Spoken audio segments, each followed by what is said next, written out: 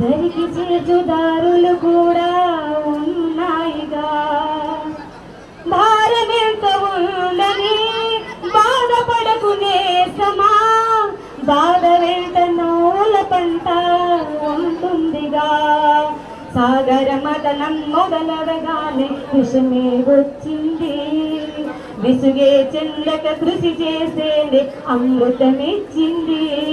అవరోహాల దీవుల్లో ఆనంద నిధి ఉన్నది, అవరోధాల దీవుల్లో ఆనంద నిధి ఉన్నది.